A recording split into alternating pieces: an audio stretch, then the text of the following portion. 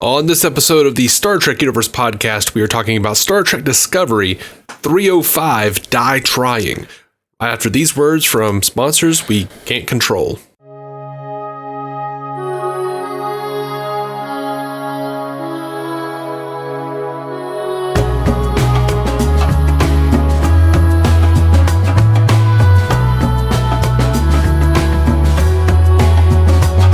Welcome to the Star Trek Universe podcast, the podcast where two lifelong friends do what they've been doing since they were 5, talk about Star Trek. But now you get to listen in. My name's Matthew Carroll. I'm David C. Robertson. How you doing, buddy? Yeah, I'm chicks? I'm here. I'm here. I know you had a long night. You had a long drive in the middle of the night. That's never fun. No, it's not. No, it's not. I do not like those. Well, let's dive right in. I know we're as always, it feels like crunch for time, which is honestly one of my favorite things about this podcast, Dave, is that we just have a reason to catch up every week and talk about something we like. That is cool. I feel a little excitable because this felt like an episode that you and I would have loved when we were like 13. Yes, 100%. Because we got to see so many new, cool, friggin' future Starfleet ships. Well, and it's really, yes, absolutely. And it's setting up like a whole, I mean, it really is setting the stage for what is Starfleet in the, what is this, the 31st century? Something like that, yeah. I don't know. What is this new era of Star Trek? 32nd century. Oh, that's right. Okay, they seem to really set it. They talked about the temporal wars, which we've heard about in Enterprise. Like they're really like building out the universe and really basing it on previous knowledge, and like everything feels very grounded. This feels like a Star Trek show in like a way that like and it's really neat to be discovering the Federation as if they're the Dominion. Does that make sense? Yeah. Sure. Can I just say, if you've been listening to this podcast, you know about my issues with aesthetic continuity, but the way that they're kind of building it out, at the very least, I can headcanon it. And I'm wondering if they're actually going to make this what's happening, because the way that Admiral talked about the temporal wars and keeping people from going back and changing the past, it just feels like, yes, the original series happened and looked the way it did in canon, but then because of the temporal wars, something at some point pushed it in a different direction and changed the aesthetic, changed the technological aspects of it. You know what I mean? It could be. It's funny. Like you started to talk about your problems with that sort of visual canon, and I was like, yeah, I thought you were going to make the point, like, it's just great to be kind of beyond all that. Like, we're out in the future. We don't have to think about that other than the Discovery itself. We don't have to really think about what things looked like back then. The ships can look like whatever they want to look like. Yeah, that too. But then instead you were like, they're finally solving my issue. And I was like, cool. I like that too. That maybe they will, maybe they won't. But either way, we don't have to talk about it anymore. Well, that's just mean. I don't mean that to impugn your dislike of it. I'm very glad. It goes for all of my story canon problems too. Like all the problems we have with canon that existed 1,000 years ago, we don't have to worry about it, and we can just look at a new place and a new future. It's just like I just said, the Dominion. It feels like going into a new quadrant of space did, because you go into a new quadrant and you're like, what is out here? We have very little information. What's in the Gamma Quadrant? Yeah, it's what what were they called? Weren't they called the same thing? The temporal wars in Doctor Who. I think maybe. When Paul McGann shows back up the 8th Doctor, when in that short he mentions every companion he ever had over the course of all the novels that don't line up in continuity with anything. That's great. It's because of the temporal wars, just like they all exist. Yeah. Yeah. It's just amazing. Voyager in the room. What is this Voyager about? I saw some article about it and I didn't have a chance to read it. It said like there's some article like what that Voyager ship means, and it's like I saw it popped up on my phone. And I meant to search it out later, but I did not. What does the Voyager mean? I don't know. Aside from it being a clever / not really so clever. It's the I'm watching reference. it. I'm watching that moment right now. She says it's the Voyager J. Yeah, the 11th generation, and they're like, "Oh, I'd love to hear those stories." I'm like, you didn't know the first Voyager, jackass. That was like 100 years after you. Well, I mean, I get what they're saying. They're on the Discovery, which is they haven't even had 11 generations. Like the reason the Enterprise keeps getting a letter is because it's been through so many big epic things that they keep making a new version as a Right. tribute to the previous version. So the fact that Voyager has a J in front of it means the Voyager continued to be a like epic ship that was so Right. and so they were calling out Voyager to say like, I'd love to hear those stories. It's a nod to it. I actually had missed the J when I first watched it, so I'm glad I went back here. What's funny is when they said, "Oh, I'd love to hear those stories," my wife went, "No, please." no, you wouldn't. No.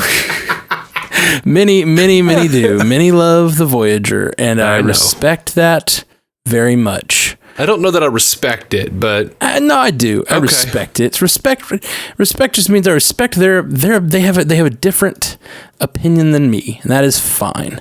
But like I'm not a huge Voyager fan, but I just thought it was interesting that they actually had. Yeah, that's a really fun call out. Did you catch the USS Nog? No, oh, that's so good. Yeah, and Kurtzman said it was an Eisenberg class. An Eisenberg. Oh, yeah. There it is. That's so good. That's so good. That's like that makes me tear up a little. That's so good, man. Oh gosh, Eisenberg being the actor who played Nog, who recently passed. Just in case anyone doesn't know why we're reacting the way we are to that. Yes, that's awesome. Now they're also calling a little bit of reference to the Voyager episode Think Tank, because they talked about how some of the 32nd century ships are composed of neutronium alloy, and that was said to be theoretical in Voyager's Think Tank. They said it was beyond the abilities of the Borg. Interesting. All right. Well, yeah, man. I really, really dug this. I think it's just a fun episode. Like, I really like the new Admiral. I really like this weird guy who's questioning Georgiou. I'm assuming this might be the beginning of the backdoor pilot. Well, I guess beginning. I'm assuming he might be Section 31 or in some way. That's what I assumed. I don't care for him so far. Really? Like, I don't like the actor. Oh, I loved him. I don't like how he's playing the character yet. Interesting. I found him fascinating because he kept delivering lines differently than I thought I would have thought. Like, I consider that bad acting. No, I disagree with that. Like, I actually really consider that good acting, because it puts me on my heels, and it makes me view that. It makes me view that actor as sort of like, or that role as sort of a real person. They don't have my same pattern of speech. They don't exactly deliver things. So often in these sci-fi shows, the admiral says things like admirals say things, and the captain says things like captains say things. And I really like people who deliver lines just a little off. And he was just so meek in a way, but still seemed very in control. And I liked that. I liked his delivery and his overall performance a whole lot. Okay. I could absolutely see him like being her admiral if they start a Section 31 show or something. Yeah, I think it's definitely involved in Section 31 in the subsequent series. I do wonder what the hell he did to her, or if she's just really upset. But in the teaser for next week, we see her looks like she's like passing out or some such. Oh yeah, I saw that. Or if it's even her. This is so distant in the future, man. They could have just put a robot Georgiou in place, and like she could already be off running around, Yeah. Oh, I wonder if she's one of the holograms. One of those holograms that she blinks at. She absolutely could be.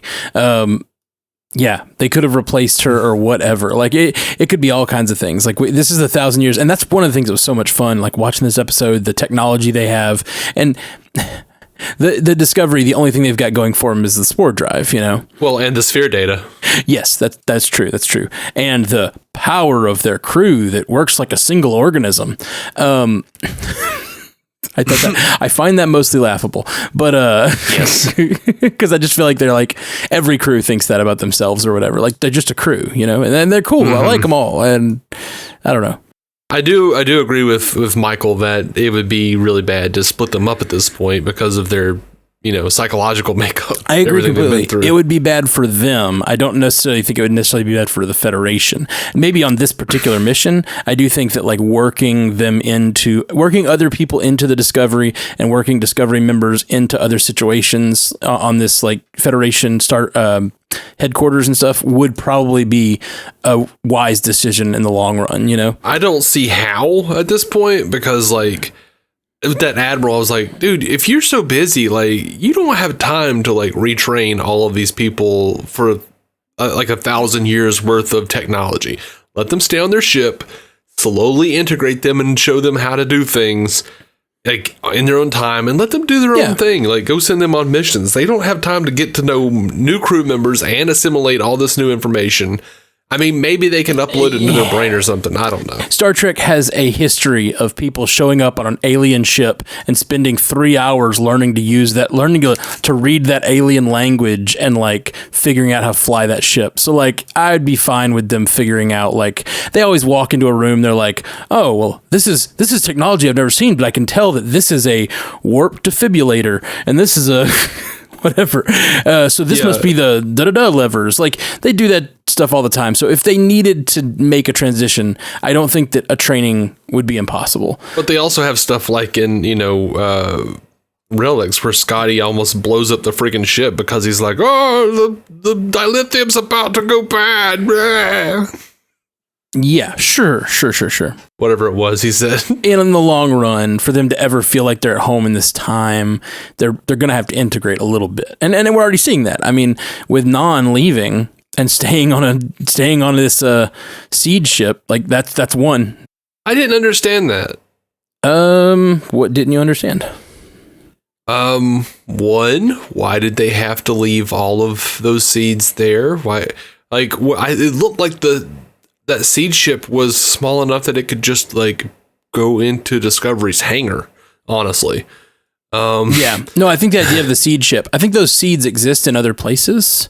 I don't think that's the only repository. It might be the only one now. I think the idea of the seed ship is that it's separate from any other Federation base and power, so that if some like catastrophic thing happens, a la the burn, there's a ship out there that's protecting the biodiversity of the galaxy. So it's separate for a reason. I thought they were going to like find, like I thought one of the reasons they needed not just the one seeds to make the cure, but they also needed all of those different seeds to be like, hey, this is from all the other worlds, and this is a big chunk of our history. And well, that seed ship still exists, and especially with Discovery, they can teleport there at any point. So it's not gone. They just needed a specific thing this episode. I agree with you. There's not, and maybe there's other seed ships out there too. They just like the one they were looking for because it was in the sector or whatever, or close by, I guess. I don't know. Whatever. Not necessarily because the Discovery can go anywhere, but whatever. And then like Michael, like on the ship, told Non like, oh, this means the end of your career. But then when they're back on the Federation base, the Admiral's like, yes, and she's serving her post there. Like, so she's still in the Federation? She's still in the Starfleet? What? Well, she also said she wanted to go home. So yeah, she the whole thing was she missed her people and missed her family, and she can't go home if she's on that seed ship. It only lasts so many years or whatever.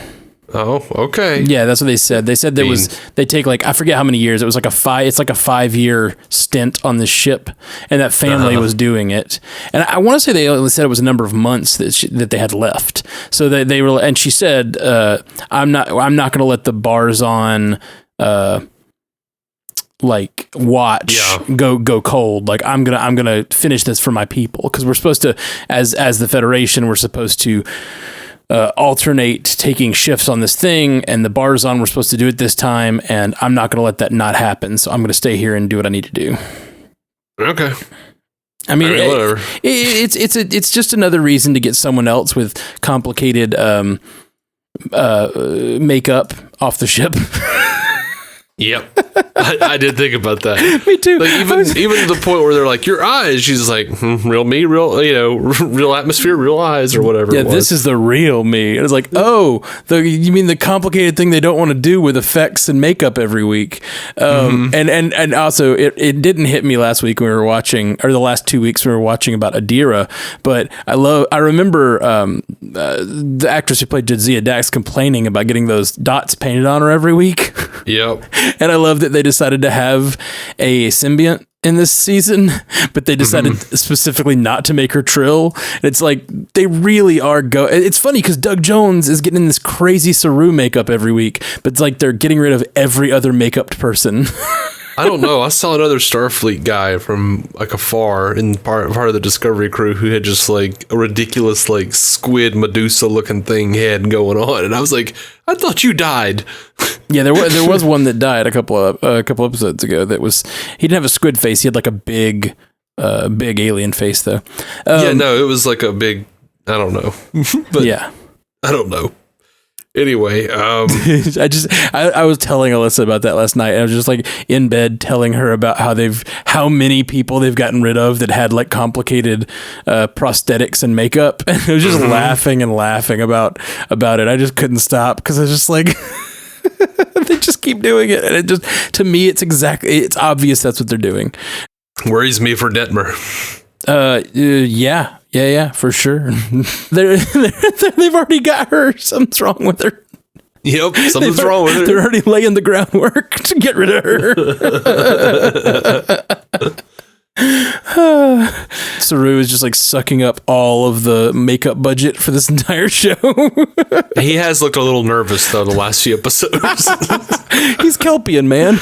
He's like, you're gonna make me captain so you could kill me, right? That's what you're doing, aren't you? We all know Michael's going to wind up being the captain of this damn ship. Man, I find that hilarious that they keep killing off the crew members with more makeup. I don't think they'll kill them off. No. I can't help but wonder if Saru at the end of the season will be like, I'm going to leave the ship in your capable hands, Michael. I want to go home. Well, yeah, the Kelpians, like he knows he left his world because there was no future there. And now his world has been brought into the future and like has been freed and joined the Federation. And he's so excited about it. There's definitely a flash on his face in this episode where you're like, oh yeah, he definitely wants to go to Kaminar. Yeah.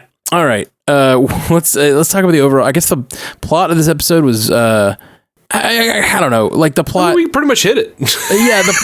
I guess the plot was the thing with the seeds, but it was very, and then the guy with his family. I mean, we didn't really mention yet this whole like ghost guy going around the ship out of phase. It was all neat. I don't know. That's the thing. That's, I guess, what I'm getting at. It's just, it feels very Star Trek. It feels very Doctor Who. It feels very like just sci-fi episode of a thing. But and I like that. I like that Discovery is landing in this place where they have a little arc, they have a little story. It brings to resolution characters like decisions and arcs, but the real story is still this overarching tale they're telling. Yeah, what's this melody, man? Ooh, yeah, dude, that's so Doctor Who. This whole season's reminding me a little more of Doctor Who than Star Trek, honestly. That shit was Bad Wolf all the way around. Yeah, I'm very interested in that melody. It just fits my taste perfectly, and it's like real spooky, but I'm hoping they do something that makes good logical sense, and it's not some like I like the Doctor Who feel of that, but I don't want a Doctor Who answer to that. You know what I mean? I do want more of an explanation. I like when Star Trek can at least pretend to be hard sci-fi. I like it to have its fantasy elements and its fantastical, like exciting moments that feel very alien and interesting and fantasy almost, but they still are all based in science. I mean, and DS9 did this perfectly. And so I really want that out of this melody. Yeah, I'm my favorite Star Trek is space opera masquerading as hard science fiction. Yeah. Yeah. For sure. Well, yeah, I loved it. I like where we're going. I really I loved the new Admiral too. Have I mentioned how much I like the new Admiral? You did, and I thought he was a dick and didn't like him for the first 75% of the episode. Interesting. Because I was just like, man, every time we get a new Admiral, they always want to refit the ship. They always want to take everybody, every time they go to Starfleet headquarters, it's time to get rid of the ship, get rid of the crew, put them in weird places. Sure. But in this particular case, this feels very much like he has a good reason. They just got done with the temporal wars, and that's what they're so worried about. These guys came from 1,000 years ago, so they think they might be temporal agents. So that's already suspicious. And then the ship they've never heard of, or that supposedly exploded, a spore drive they've never heard of. They come offering. It sounds very Trojan horse, And and they've got enemies that are out there trying to the Orions and the Andorians are out there trying to destroy the Federation, it seems like. So they have reason to be suspicious. So I agree with you that every time we go to Starfleet headquarters, there's always some admiral that wants to, but by the end of this episode they had already completed a mission for him and convinced him at least in some small way that they were part of the Federation and he should trust them. I spent a fair amount of the episode just kind of somewhat worried that he was going to actually turn out to be a villain, not just the episode's antagonist. If that makes sense. Yeah, no, I was when they walk into the or they fly into the Federation outpost, and you see all these beautiful things, and they're going oh my gosh, that's a floating rainforest, Voyager J, all this stuff, all this amazing stuff, all the ships are working together to produce this field. This is so cool. I turned to Alyssa and I was like, all right, now where's the dark turn? The dark, suspicious turn. And I was happy to see we did not get that, at least yet. Yeah. I think the Federation will have lost some of its values, but I don't think that they're going to be just villainous, which I'm excited about. It reminded me, I got feelings of, remember that Voyager episode where they find the Prometheus, Starfleet sent you a ship to get you home, and it's the Prometheus, and then it turns out this wasn't sent by Starfleet, it's a trap. It's a trap. Which I knew that was bullshit back then. I was they're not going to change the name of the show to Prometheus. Right. Sure. Well, it could have been, some other thing. They changed the name of the ship to Voyager A. Oh, for sure. Any other major things about this episode? I was really surprised they lost Nan. I was sad that they lost Nan. I'm hoping something brings her back because I liked the character. Me too. I liked the actress. Whatever. I feel like we didn't get enough of her and really didn't get to know her well enough. When she was being interrogated, she just kept saying her name and her serial number. I was like, what can be gained? What can be gained? Oh man, Culber again is the wise sage this episode. Is that something I'm just not remembering from the first two seasons, or is that a new trait of Culber that he's now the wisest man on the ship? I think he was pretty wise before. It was just that he was mostly just being wise to Stamets. Yeah, that's true. He's always good to Stamets. The first season they were in the middle of a war, and he did say that he was not the CMO back then. He might be now. We don't know. But he did say he had to assist the CMO with something. Yeah. But, freaking Lorca wasn't going to listen to Culber. Yeah, no, I just mean he keeps going on these long sort of Yeah. very insightful soliloquies about what each crew member should do to each crew member. You know, it just feels a little more like he's like they're really driving that home. Like he's the new Guinan or whatever. Well, I think he's gained a little insight since he died as well. Yeah, like for sure. They seem to have that going on with him. But it seemed like he had that quality to him. Just he was only interacting with Stamets for the most part. And also he was in Originally. some pretty tense situations, like dying or being trapped in a monster, being the monster of some mycelial world. Or they watched some of his previous stuff and they said, oh, well, yeah, let's play into that because he's really good at being like the wise guy. Yeah. The sage. That's what I'm getting at. I'm not saying that this is out of character. I'm saying the show seems to be saying like, this is who we want him to like really be now. They seem like they've made a decision about who that actor is and what he can pull off and what he does well. And I agree with it. I think it's been really good. It just kind of feels like it's all out of nowhere for me, but I like it. I don't have any problem with it. I really like him. I feel like he pulls off a couple of different things really well. He pulls off, I haven't seen this since like possibly DeForest Kelley himself. Like, I feel like, you know, Beverly Crusher was the very, like, nurturing doctor. And Bashir was, like, the kind of a jerk, but he had that loving side to him. But I haven't seen quite that, like, I have all the wisdom. I'm your bartender. I'm your friend. I'm the guy that has the answers. And, like, I really haven't seen that since McCoy in the original series, to me. Like, but he can also be super cranky and a complete jerk, like with how annoyed he is with the crew. Yeah, I agree with that. I think he's doing that very well. He's like, he's this like, you know, this wisdom mixed with crank, which I do enjoy that like sweet combination.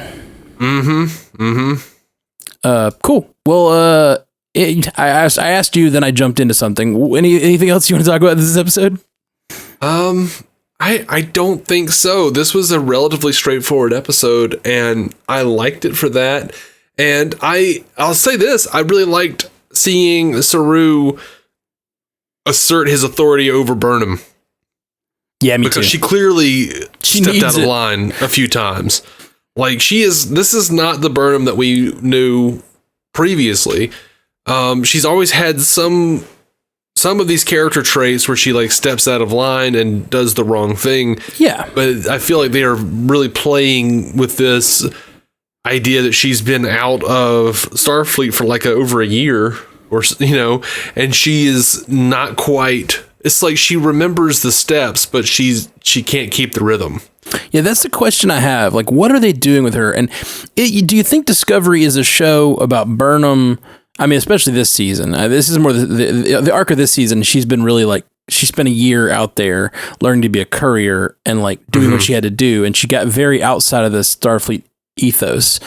My question is this a show where she's doing that? Or is this a show that is about the disgraced first officer in the first season who started the Klingon War, who is like on a slow arc of learning about herself and her own boundaries and what it means to be a captain that will eventually become the captain. You know what I mean? Yeah. I can absolutely see that as like the show sort of pulls her character in these different directions. I could see that it's like leading to her being a very wise and like balanced person that she hasn't been able to figure out even now. I'm digging that. I'm digging the idea of just having a show that's like about a really good first officer, you know? Or a really interesting first officer that becomes a good first officer that maybe becomes captain. Yeah. I just don't know when that'd happen. I wondered if like Saru actually be kind of fascinating next season if like Saru does decide to leave and then they just give them some captain from the 31st second century. Like I could see this admiral, for instance, being like well, this ship is now the most one of the most powerful ships in the fleet. We're going to retrofit you. We're going to give you some better technology so that you have better weapons and better, whatever else we have, transporters and things. But because of that, I'm going to become the Commodore who runs this ship. And then they've all kind of got to like learn to fit into a system again, which could be interesting. I enjoy the references they do on the show, but I feel like they are a little bit heavy-handed sometimes. Like, I loved seeing the USS Nog. I also felt like it was a little heavy-handed.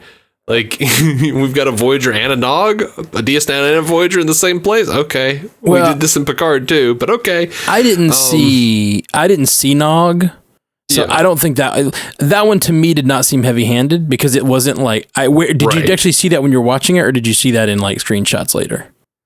I saw in screenshots later. See, I think that's the case with that one because I didn't even like the Voyager. They literally like put a light on it and flew directly over the name of the ship and talked about it. That's heavy-handed. The Nog Eisenberg ship, that's really tasteful and fun. At the same time, though, the Nog, you can see it on screen if you had good eyesight, which I don't. I think a lot of that's going to take like a lot of pausing and looking. And I love a good Easter egg that doesn't disrupt the flow of things, I guess. Yeah, this is where I'm going with it, though. I wouldn't be surprised if they did reassign or assign a new captain to the Discovery, and it was like for like an episode or two, and he was like the descendant of Jellicoe. Like my family's been in Starfleet for hundreds of years, and we all for the rest of time start to argue whether Captain Jellicoe was good on Discovery or not. Do you think they'll update their uniforms? I actually thought a lot about that. I kind of doubt it for a little while. I think this season they'll keep their uniforms, but I don't know. I think it kind of depends on what they end up doing. Is this new 32nd century version of them? Is this the new them? Is this the new home? Or are they going to end up jumping to a different time after they solve the burn, you know? I suspect that because we have to get rid of the original Discovery, we won't see new uniforms properly until next season when they have Discovery A, because they've now like made sure that we know, Voyager gets a J. Enterprise got several, legacy ships afterward. Discovery is deserving of that too. It's not deserving of having been erased from history. It saved mankind. It fixed the burn because we know where they're going to. Oh, you think they're going to go back in time and fix the burn? I don't know that they're going to go back in time and fix it. I think they will fix it in some way. You mean I feel like they've either they can solve it, which means they like realized what happened. If for no other, I think we'll wind up having a whole fleet of spore drives. Honestly, is what I think. Well, we know at the beginning. I was thinking about that too. Like the beginning of the season, they were having conversations about how to get a better interface for the spore drive than Stamets, because he can't be the only one. And I have a feeling that they're going to get to a place where they have to make a decision about if we create an interface, anyone can fly this ship, which means the Federation has spore drives now, but they're going to have some misgivings about who the Federation is, and do we want to give them? Are we going to find out 3 episodes from now that they're like partially responsible for some of this warring? Like we felt pretty weird about Daniels from the future in the 29th century. Like we did. I'm interested to see what if we find out. So the burn happened.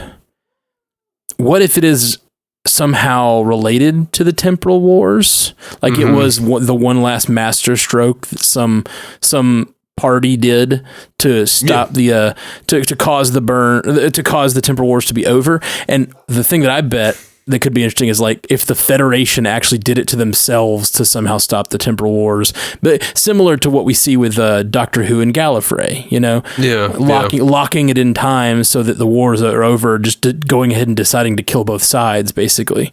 And I can't help but remember that guy on the planet from a few episodes ago.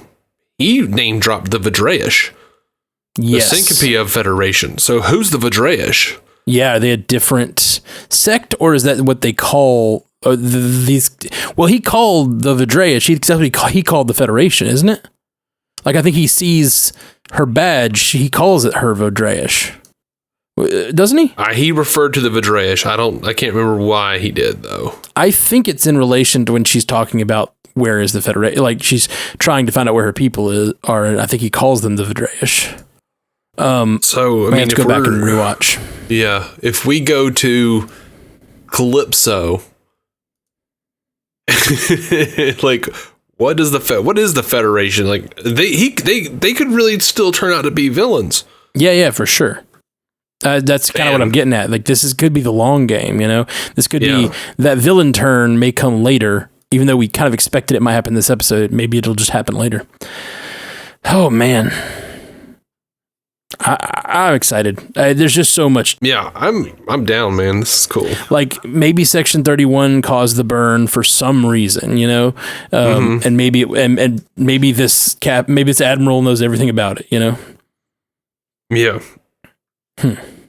Next episode looks really interesting. The on next time on it seems like it's going to get a lot. We're going to be visiting Book again and having him, like, they're on some mission for some courier type business, which just so much fun that they have all this stuff going on. We're so new to this century, I guess, and like to have so many different kinds of stories to already be able to tell is real fun.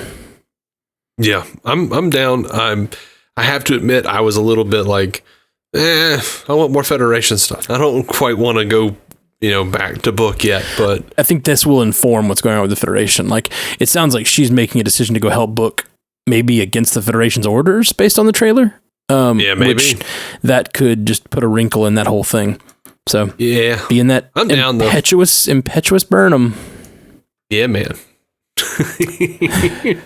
All right, guys. Well, we are the Star Trek Universe Podcast. Check us out at strandedpanda.com and all the other shows we do and such. We'll be back next week with more Star Trek. By the way, I know some people left us feedback. We just don't have time to get into it this week, but we'll get into it later. All right. Well, we'll get to your feedback next week. I'm sorry, it's my fault. We're a bit of a rush. Gotta go to a gig. Gotta go sing some songs. Ow. You all right? Mm-hmm. I'm good. All right. Jolan True. Cake is eternal. Thank you for listening to the Star Trek Universe Podcast, a Stranded Panda production. If you'd like to hear more from David C. Robertson, check out the DC On Screen podcast or maladjusted.tv for his web videos. If you'd like to hear more from Matthew Carroll, check out the Marvel Cinematic Universe podcast or listen to his music. Just search for Matthew Carroll anywhere you get music.